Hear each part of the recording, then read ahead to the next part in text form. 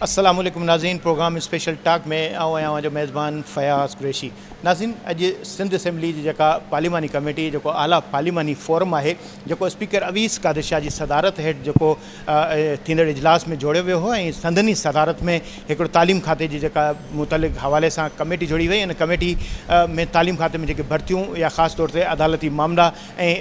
Age relaxation वारा जेके issues हुया उन ते गॾियल हिकिड़ो पार्लिमानी जेको हिकिड़ो इहो फोरम आहे जंहिंमें सिंध असेंबली जो स्पीकर जेको हिन इजलास जी सदारत कई आहे ऐं ख़ासि तौर ते सदारत करण सां गॾोगॾु उन में घरू वज़ीर जेको पार्लिमानी मामलनि वारो वज़ीर ज़िया हुसैन लंजार हुयो जंहिं जेतोणीकि के शिरकत न कई आहे, बल्कि जमील सुमरो जंहिं ऐवान में इहो आवाज़ु उथारियो ऐं अपोज़िशन लीडर अली ख़ुर्शीदी जंहिं पार्लिमान में इहो आवाज़ु उथारियो हुयो त जेको तालीम खाते में रोज़ बरोज़ जेके भर्तियुनि जे हवाले सां मामला उथनि था ऐं नौजवान एहतिजाज कनि था त उन्हनि एहतिजाजनि खे न सिर्फ़ु मुंझो ॾिनो वञे बल्कि नौजवाननि जा मसइला हल कया वञनि ऐं मसइला हल थींदा त नौजवाननि खे रोज़गार बि मिलंदो ऐं गॾोगॾु ख़ासि तौर ते जेके रिलैक्सेशन एज जे हवाले सां जेको इशू आहे 55 जेका मार्कूं क्राइटेरिया जेका मुक़ररु कई वई आहे। ॾिसो त हिन हवाले सां जेको इहो फ़ैसिलो जेको आहे कमेटी जे हवाले सां इजलास थियो आहे त उन हवाले सां स्पीकर या उन्हनि सां ॻाल्हि ॿोल कयूं था ऐं उन्हनि जी जेका मीडिया टाक उहो बि तव्हांखे ॾेखारियूं था त उन्हनि जो छा चवणु आहे ऐं जेके मेंबर्स जेके आहिनि उन्हनि जो छा चवणु आहे, कहिड़ो फ़ैसिलो थिए थो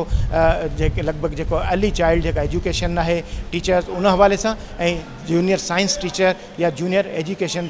जेको सेकेंडरी टीचर आहिनि उन्हनि जे हवाले सां भर्ती जे हवाले सां कमेटी कहिड़ो फ़ैसिलो करे आहे उन्हनि जी ॻाल्हि ॿोल ॿुधूं था ऐं संदन छा चवणु अचो त ॻाल्हि ॿोल ॿुधूं। हाँ, बिस्मिल्लाहिर्रहमानिर्रहीम, नमदुन सल्लल्लाहु रसूल करीम।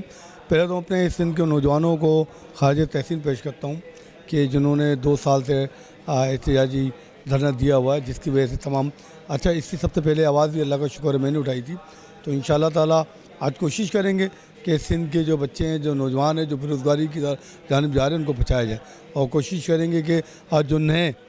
बच्चों ने इम्तहान दिए उनका भी हो। लेकिन हमारा फोकस ये है कि हम समझते हैं कि इस मेरिट पर इसको दोबारा मेरिट कराया जाए ताकि ये जो हमारा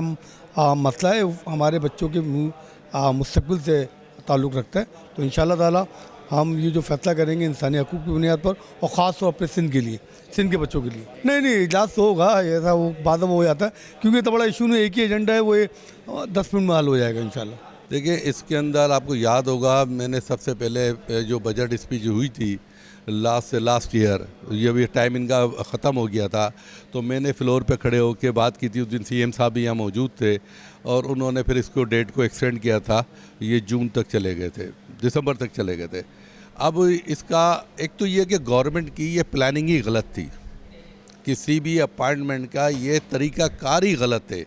कि आपके पास मिसाल है, इससे पहले भी पूरे पाकिस्तान में अपॉइंटमेंट हुई है, वही आपके पास 3 साल का, 2 साल का, 1 साल का बैकलॉग के अंदर जितनी भी वैकेंसी है, अब उन वैकेंसी को अनाउंस करते, हर साल अनाउंस करते, हर साल ये टेस्ट लेते ताकि लोग रिवाइव होते रहते, अपॉइंट भी होते रहते और दूसरे भी पीछे से खेप। अब ये 5 साल आपने रोक के, 4 साल रोक के पीरियड एक जो है वो अपना केटेगर का जो आया उसमें 16 महीने 8-9 महीने ज़ाया हो गए। यकीनन हमने भी सारे इसके ऊपर बात की है, मिनिस्टर साहब से भी बात की है, गवर्नमेंट से भी बात की है और ये मेरी और जमील सुमरो साहब की जो है पीपल्स पार्टी के लाड़काना से उनकी काविशों से ये कमेटी कॉन्स्टिट्यूट हुई कि हमने कहा भाई इसको कुछ किया जाए। उम्मीद यही है कि हुकूमत से कि लेकिन ये जो बाबू है ना, मैंने आपको याद होगा मेरी बजट स्पीच में मैंने कहा था ये बाबू जो है ना ये कोई ना कोई चक्कर चला रहे हैं। वैकेंसियाँ मौजूद हैं, 20 से जो ये बात कर रहे हैं 18,000 जो है वो कैंडिडेट बाकी हैं। अब 18,000 की अगर आप कैलकुलेशन करें उसमें वही बच्चे हैं जो पीएसटी में भी हैं और जीएसटी में भी हैं, यानी कि 90% सेम है। अब उसको हम अगर बाइफरकेट करेंगे तो ये मुश्किल से 8 से 9,000 बच्चे बनते हैं और आप ये 8-9 हज़ार वैकेंसी आपके पास मौजूद है, आप इसको एडजस्ट कर सकते हो सकती है इनकी जॉब्स। कोई इतना बड़ा इशू, कोई इतनी बड़ी जो है ना इस पर फ़िलासफ़ी नहीं है, सिर्फ थोड़ी सी कैलकुलेशन को टैकल करने की बात है। और उसको अगर हमने जैसा हमने लास्ट टाइम भी कहा था, अभी भी आज भी लेकर आया, मेरे पास पूरी एक फ़ाइल है हैदराबाद शहर की कि हमारे पास जो है वो वैकेंसी ज़्यादा हैं और एप्लीकेंट कम है हैदराबाद शहर के अंदर। तो मैं तो अपने शहर का भी मुकदमा लड़ूंगा, पूरे सिंध का मुकदमा लड़ूंगा कि उसके अंदर जो है गवर्नमेंट इसके ऊपर कन्वेंस करे हो जाए। दूसरा मेरी एक ऑप्शन और भी मैं इनको दूंगा कि भाई दिसंबर तक इसको एक्सटेंड कर लें और उसके साथ साथ आप जो बच्चे और बच्चियाँ जिनकी उम्र इस वक्त 33 साल के करीब हो गई है उनको फर्स्ट फेज़ के अंदर अपॉइंट कर लें। उनके बाद अब कोई चांस ही नहीं है। ये अगर उनका आपने रिफ्यूज़ किया तो वो एक बड़ी लॉट जो है वो बेचारी बेरोज़गारी घूमेगी, उसके साथ जुल्म हो जाएगा। तो जुल्म गवर्नमेंट को नहीं करना चाहिए। हुकूमत माँ होती है और माँ का किरदार अदा करना चाहिए। ये इसमें मैं नहीं समझता कि हुकूमत के जो मिनिस्टर हैं उनकी कोई इंटेंशन होगी, लेकिन ये नीचे का जो अमला है, डिपार्टमेंट के जो लोग हैं, ये आप देखें ना, अभी साइंस जूनियर टीचर हैं, उनका मसला भी एक अटका दिया, ECT वालों का भी मसला अटका दिया, SPD पुलिस वालों का भी मसला अटका दिया। मतलब गवर्नमेंट के लोग क्या काम क्या कर रहे हैं। हुकूमत को ये सब चीज़ें सोचनी चाहिए। बिल्कुल आप सही कह रहे हैं कि रोज़मर्रा के काम हैं जिनको रोज़मर्रा की बुनियादों पे हल करना चाहिए, और हम इन सारी चीज़ों के ऊपर गवर्नमेंट के साथ को टफ टाइम देने की कोशिश करेंगे। अब मीडिया का ताउन हमारे साथ रहेगा, सोशल मीडिया का लोगों के अंदर इसमें है। आज भी प्रेस क्लब में उधर से आ रहा हूँ, प्रेस क्लब पे एहतजाज कर रहे हैं, पूरे सिंध से लोग आए। यार आप सोचें, तकरीबन 1 साल हो गया लाड़कान और कनकोट के बच्चे बैठे हुए। अभी गवर्नमेंट को चाहिए ना, इनके वोटों से हुकूमत बनी है, इन्हीं के वोटों से गवर्नमेंट बनी है और गवर्नमेंट इनका काम नहीं कर रही। ये जुल्म नहीं है। तो मैं इस जुल्म के ख़िलाफ़ हम बात करेंगे, और आज भी हम इनको कहेंगे ये बात कि इन लोगों का मसला हल किया जाए, ज़रूर किया जाए, इंशाअल्लाह, उम्मीद है। नाज़रीन, तव्हां स्पीकर अवीस कादिर शाह स्पीकर अवीस कादिर शाह, तालीम वारे वज़ीर सैयद सरदार हुसैन शाह, ख़ासि तौर ते अपोज़िशन लीडर अली ख़ुर्शीदी जी ॻाल्हि ॿोल ॿुधी, ऐं ख़ासि तौर ते जेके मुख़ालिफ़ धुर जा जेके मेंबर आहिनि, राशिद ख़ान ऐं शबीर कुरैशी, उन्हनि जी बि ॻाल्हि ॿोल ॿुधी। ऐं संदनि जेको चवणु हुयो त तालीम खाते जे हवाले सां इंतिहाई अहम फ़ैसिलो कयो वियो, ख़ुशख़बरी बि आहे, ऐं हुकूमत खे जिते ॻणती हुई, पर ज़ाहिर जेतिरियूं पोस्टूं हूंदियूं उन मुताबिक़ ई भर्ती थींदी। भर्ती जेकॾहिं थी आहे या थी रही आहे त ईंदड़ 15 ॾींहंनि में इहो मामिलो जेको हल थींदो, ऐं ईंदड़ वरी 3 ॾींहंनि में वधीक जेके असामियूं आहिनि उहे उन्हनि जो ऐलान कयो वेंदो, ऐं रहिजी वियल जेके उम्मीदवार आहिनि उन्हनि खे ॿीहर न सिर्फ़ु मौक़ो मिलंदो, बल्कि इहा नौजवाननि जे लाइ वॾी ख़ुशख़बरी आहे। लॻभॻि 10,000 जे क़रीब नौजवान जेके आहिनि उहे हाणे भर्ती थींदा तालीम खाते में, ऐं 1,14,000 खां वधीक जेके नौजवान आहिनि उन्हनि खे नौकरियूं मिलंदियूं, ऐं नौकरियूं मिलण सां गॾोगॾु उहो क़ौम जो जेको मुस्तक़बिल संभालण जे हवाले सां, ख़ासि तौर ते नऊं कीडर जहिड़ी तरह सां साइंस टीचर जी ॻाल्हि कई वई त दौर जदीद आहे, साइंस जी मालूमात हुजणु घुरिजे, ऐं कंप्यूटर जे हवाले सां नऊं कीडर तख़लीक़ करण जे हवाले सां जेका ॻाल्हि साम्हूं आई आहे त इहे समूरा जेके मामला उन्हनि ते भर्तियूं थींदियूं, ऐं नयूं असामियूं पैदा थियण सां उन्हनि ते भर्तियुनि जो अमल शुरू थींदो। प्रोग्राम में वक़्तु ब्रेक जो ब्रेक तां मोटी था अचूं, ऐं कोशिशि कयूं था त तालीम खाते जेको अमलदार बि हुजे ऐं उन सां बि ॻाल्हि ॿोल कयूं, HR डिपार्टमेंट छा करे रहियो आहे, उन हवाले सां ॻाल्हि ॿोल कंदासीं। वठूं था short brake.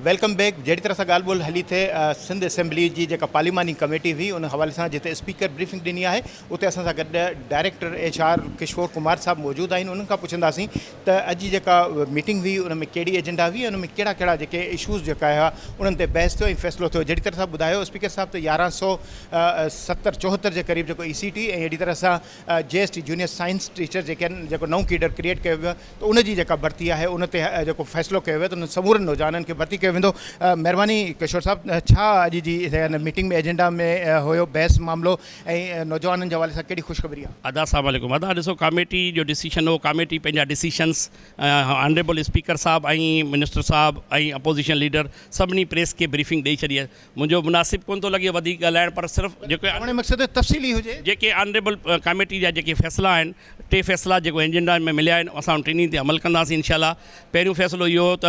PST JST waiting candidate जे लाइ हाई कोर्ट जे फ़ैसिले बाबति ओपिनियन ऑफ लॉ वरितो वञे। लॉ खां असां ओपिनियन वठंदासीं। उनखां पोइ ECT कैंडिडेट 584 जेके पास थिया आहिनि उनखे 15 ॾींहंनि जे अंदरि ऑर्डर प्रोसेस शुरू थींदो, रिक्रूटमेंट प्रोसेस। ऐं बाक़ी जेके बचियल पोस्टूं आहिनि उन्हनि खे असां 3 महीननि जे अंदरि री-एडवर्टाइज़ कंदासीं as per decision of committee. ऐं 3rd फ़ैसिलो हुयो जूनियर साइंस टीचर जो उनजे लाइ हुकम ॾिनो वियो त जीअं त पोस्टूं असां वटि घटि आहिनि, 1237 पोस्टूं आहिनि ऐं कैंडिडेट 55 जे हिसाब सां अराउंड 8700 पास थिया आहिनि, त बाक़ी जेको शॉर्टफॉल आहे 7500 जो, उन जे लाइ असां वटि 14 ग्रेड जो जेके पोस्टूं असां वटि फील्ड में मौजूदु आहिनि उन्हनि खे असां जेके ख़ाली पोस्टूं आहिनि सिर्फ़ु जिते को कंहिंजो माना हक़ नथो मरे उनखे असां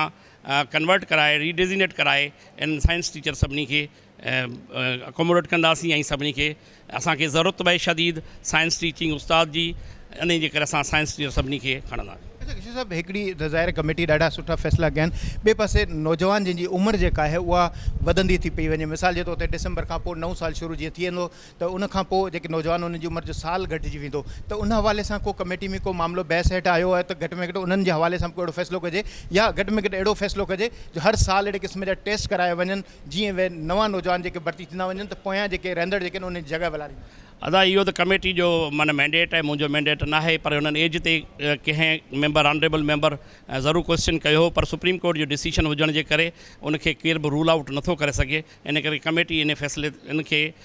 कुझु बि माना एज के रिलैक्सेशन जे हवाले सां को फ़ैसिलो नाहे कयो। न एज रिलैक्सेशन जो मुंहिंजो सुवाल न आहे, मुंहिंजो सुवाल एक्चुअली इहो आहे त हर साल टेस्ट वठण जे हवाले सां को फ़ैसिलो थिए जीअं नौजवान जंहिंजी उमिरि जेका तब्दील थी वञे थी साल बदिलजण खां पोइ, त उन्हनि खे को फ़ाइदो थी सघे, ऐं जीअं जेके वॾी उमिरि जा थींदा नौजवान उन्हनि खे फ़ाइदो। जेतिरे क़दुरु एजुकेशन डिपार्टमेंट में जी ॻाल्हि आहे त असां हर साल मुख़्तलिफ़ टेस्टूं कराईंदा रहिया आहियूं। जूनियर साइंस टीचर जी थी, ECT जी थी, PST GST 95,000 प्लस अपॉइंट कया आहिनि। उनखां पोइ असां हाणे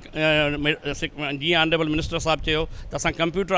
टीचर बि खणणु चाहियूं था अॻिते हली, त असांजी टेस्ट ECT जी टेस्ट बि असांजी हिन ई साल में थींदी, त असांजो एजुकेशन डिपार्टमेंट नीड मुताबिक़ असां करियूं पिया। ऐं गॾोगॾु मिनिस्टर साहिबु इहो बि उते चयो आहे त रिक्रूटमेंट प्लान ठाहे असां शेयर कंदासीं, त जीअं ईंदड़ साल में असां छा छा कंदासीं उहो बि असां कमेटी जे अॻियां रखंदासीं। अदा कमेटी में इहो मौज़ू ज़ेर बहस न आयो, इहे 3 एजेंडा हुया, 3 एजेंडा ते ॻाल्हि थी, उनखां सवाइ ॿियो को बि मसइलो ज़ेर गौर कोन आयो। अच्छा, ही ॿिया जेके उस्ताद जेके हमेशह कराची प्रेस क्लब ॾाढो एहतिजाज कंदा रहंदा आहिनि, या सिंध जी समूरी प्रेस क्लब में ॾाढो एहतिजाज कंदा रहनि, उन्हनि जे हवाले सां को अहिड़ो फ़ैसिलो थियो ख़ासि तौर ते IBAs वारा जेके जेके नौजवान आहिनि पुराणा, उन्हनि जे हवाले सां कमेटी का कहिड़ी ॻाल्हि ॿोल कई? न ॾिसो, कमेटी जंहिं मौज़ू ते ठही उहो सिर्फ़ु हिकिड़ो हुयो त वेटिंग कैंडिडेट्स PST GST जे हवाले सां, लेकिन असां उनजो दाइरो डिपार्टमेंट जे तरफ़ां रिक्वेस्ट ऑनरेबल मिनिस्टर जे तरफ़ां ई त दाइरो वसी करे एजुकेशन जे हवाले सां जेके रिक्रूटमेंट्स थींदियूं उनखे ओवरसी करे इहो कमेटी। उन करे असांजे जेके बि माना हाणे रिक्रूटमेंट प्लान थींदा उहो असां कमेटी जे अॻियां रखंदासीं, जेको फ़ैसिलो थींदो असां उनखे मन वन क़बूल कंदा। बिल्कुलु, हिन कमेटी जो 5 अगस्त ते वरी फ़ैसिलो कयो वियो त ईंदड़ 15 ॾींहंनि में थींदो, ऐं कमेटी जो दाइरो वधाए सभिनी डिपार्टमेंट जे रिक्रूटमेंट्स खे ॾिसण जे लाइ बि तजवीज़ आई आहे। हाणे फ़ैसिलो करणु पार्लियामेंट जो कमु आहे। सम्झो था को तालीम खाते में नौजवाननि जे लाइ का नई का ख़ुशख़बरी इन खां अलावा बि काहे? न साईं, इन खां वधीक तालीम खाते में छा ख़ुशख़बरी हूंदी त असां 1 लख जे क़रीब अपॉइंटमेंट कई आहे। PST GST SST EST ये मुख़्तलिफ़ साईं, आउं ऑनरेबल सरदार शाह साहिब जे वीहनि खे सलाम कंदुसि त साईं जे अचण खां पोइ साईं जे टेन्योर में 1,14,000 जे क़रीब भर्ती थी आहे। Headmaster, subject specialist, EST SST ऐं हाणे ECT जूनियर साइंस, माना 1 लख प्लस 14,000 माण्हू असां भर्ती करणु वञूं पिया। कुझु 1 लख करे चुका आहियूं, बाक़ी 14-15,000 असीं भर्ती करणु वञूं पिया। इहो साईं जो सॼो क्रेडिट साईं खे ऐं मोहतरमा बेनज़ीर भुट्टे जो जेको ख्वाबु हुयो त रोज़गार उन्हनि खे सभिनी खे उन्हनि जे डोर स्टेप ताईं ॾिनो हूंदो, उनखे अमली जामू साईं पहिराइण जे लाइ कोशिशि आहिनि। इंशाअल्लाह असीं उन में कामयाबी ईंदासीं। Thank you. कुमार साहब, बेनज़ीर साहिबा जो जेको विज़न हुयो, बेनज़ीर ईंदी नौकिरी आणींदी, त उहो हिकिड़ो विज़न आहे, उन ते बि जिते अमल थींदो। ऐं ख़ासि तौर ते हिकिड़ी नई ॻाल्हि शाह साहिबु ॿुधाई त 5 अगस्त ते वरी हिन कमेटी जो जेको इजलास थींदो, ऐं तालीम जे हवाले सां मुख़्तलिफ़ जेके इशूज़ आहिनि उन्हनि खे इहा कमेटी न सिर्फ़ु सुपरविज़न कंदी, बल्कि 1,14,000 जेके भर्तियूं आहिनि उहा का मज़ाक़ न आहे, बल्कि 1 लख जे क़रीब जेका भर्तियूं थी चुकियूं आहिनि, ऐं 14,000 जेके भर्तियूं वधीक थींदियूं। ऐं इहा बि हिकिड़ी नौजवाननि जे लाइ ख़ुशख़बरी आहे त कंप्यूटर जे शोबे में नई हिकिड़ी जेका कीडर जेका क्रिएट करण जे हवाले सां ज़ाहिर जदत जो दौरु आहे, ऐं ईंदड़ जेका तालीम आहे उहो कंप्यूटराइज़ हूंदी, डिजिटल हूंदी, ऐं डिजिटल दौर खे कम्पीट करण जे हवाले सां ज़ाहिर इहे समूरा मामला गौर हेठि ईंदा, बहस हेठि ईंदा, ऐं उहा नौजवान जा स्किल्स जेके आहिनि जेकॾहिं हूंदा त इहे नौजवाननि जी जेका मुस्तक़बिल जी जेका बहितरी जे हवाले सां हिकिड़ो नओं दग साबित थींदा। त EST JST JEST या हाणे कंप्यूटर जी जेका नओं कीडर तकलीफ़ थींदो, त उन समूरनि सां गॾोगॾु हे 3 जेके बुनियादी एजेंडा हुया कमेटी जे हवाले सां, उन्हनि ते ज़ाहिर जी कमेटी वेठी आहे। ऐं इम्कान आहे त 5 अगस्त वरी जॾहिं इजलास थींदो त वरी नयूं ॻाल्हियूं साम्हूं ईंदियूं, ऐं नवां जेके ऐलान, नयूं ख़ुशख़बरियूं जेके जेके साम्हूं ईंदियूं त उन्हनि ते जेका इहा कमेटी जेका अमल दरामद करण जे हवाले सां सिफ़ारिशूं जोड़ींदी ऐं ज़ाहिर तालीम खातो हुजे, सिंध काबीना हुजे, आला जेको पार्लिमानी फोरम आहे उन फोरम जी जेके तजवीज़ूं आहिनि यकीनन उन्हनि तजवीज़ुनि ते अमल बि थींदो ऐं नौजवाननि खे फ़ाइदो थींदो, रोज़गार मिलंदो ऐं तालीम जी जेका बहितरी आहे बक़ौल सरदार शाह जे जेका 12,000 उस्तादनि जी खोट हुई उहा 20,000 ताईं पहुती। जेके 12,000 स्कूल बंदि हुया उहे घटि करणा हुया, ख़तमु करणा हुया, पर जेकॾहिं भर्तियूं न थियनि हा त इहे स्कूल वधी 20,000 ताईं पहुचनि हा ऐं हीअ लख खां वधीक जेका भर्ती आहे इहो तसलसल जेको जारी आहे इहो अञा बि असांजी जेका ख़ालिश रहियल आहे त इन कमेटी खे इहो फ़ैसिलो करणु खपे त हर साल जेके नौजवान जेका साल जी जेका तब्दीली थिए थी त उन्हनि जी उमिरि बि वधे थी त उन में तब्दीली अचणु ज़रूरी आहे त उन तब्दीलियुनि जे हवाले सां वधीक फ़ैसिला करे ताकी हर साल जेका इम्तिहान थियनि, टेस्टूं थियनि ऐं भर्तियूं थियनि ऐं नौजवाननि जे लाइ आसानियूं पैदा थियनि जीअं हो पंहिंजी मुलाज़मत करे सघनि ऐं ॿारनि खे पढ़ाए सघनि ऐं नऊं नस्ल जेको आहे उहो सुधरी अॻियां वधी सघे। प्रोग्राम जो वक़्तु ॼाणी त पतो, इजाज़त ॾींदा अला भाई।